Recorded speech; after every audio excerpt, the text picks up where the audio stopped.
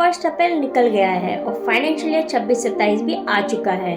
पर क्या आपको पता है आपकी सैलरी, एटीएम विड्रॉल और डेली खर्चों से जुड़े 7 बड़े रूल्स बदल गए हैं और अगर आपने उसके ऊपर ध्यान नहीं दिया तो वो आपके पॉकेट के ऊपर असर डाल सकते हैं। सो ध्यान से सुनिए। First is new income tax act 2025।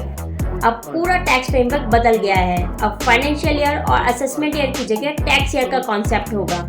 हालांकि टैक्स स्लैब में कोई चेंजेस नहीं आए हैं और न्यू टैक्स रेजिम में अभी भी डिफॉल्ट रहेगा। सेकंड इज अब कैश निकालना इतना फ्री नहीं रहा है। एचडीएफसी बैंक, पीएनबी और बंधन बैंक ने एटीएम और डेबिट कार्ड के जो रूल्स है वो बड़े स्ट्रिक्ट कर दिए गए हैं। इन पे क्या पेनल्टी और क्या लिमिट लगाई है वो मैंने स्क्रीन पे दी गई है, तो take a screenshot. Third is new labour law के अकॉर्डिंग आपका जो बेसिक सैलरी है वो 50% होनी चाहिए आपकी टोटल सैलरी का।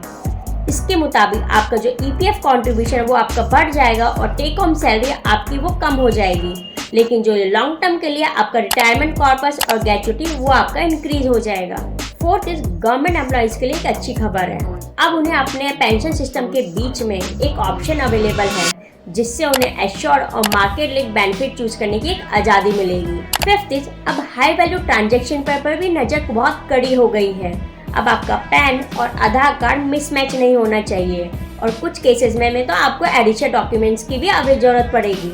Six is FASTag charge, LPG cylinder और फ्यूल प्राइस में ग्लोबल ट्रेंड की वजह से आपकी जो प्राइसेस हैं उसमें इंक्रीज आ सकते हैं। साथ में रेलवे टिकट कैंसिल करना अब महंगा पड़ सकता है क्योंकि जो ये रिफंड की जो विंडो है वो अब बहुत छोटी कर दी गई है। सेवंथ इज अगर आप एफएनओ में ट्रेड करते हैं तो इस साल आपके एसटीटी ज्यादा देना पड़ेगा और capital gain on buyback shares के भी जो रूल्स हैं उसमें भी कुछ चेंजेस आए हैं जिससे आपके आईटीआर में इम्पैक्ट पड़ेगा। तो इस साल ये सिर्फ फाइनेंशियल ईयर ओनली टैक्स के लिए नहीं है, इस साल आपका जो फाइनेंशियल सिस्टम है वो पूरा रीसेट है। तो अभी अपनी फाइनेंशियल प्लानिंग तुरंत अपडेट करें और ऐसे ही फाइनेंशियल अपडेट्स के लिए हमें फॉलो करें।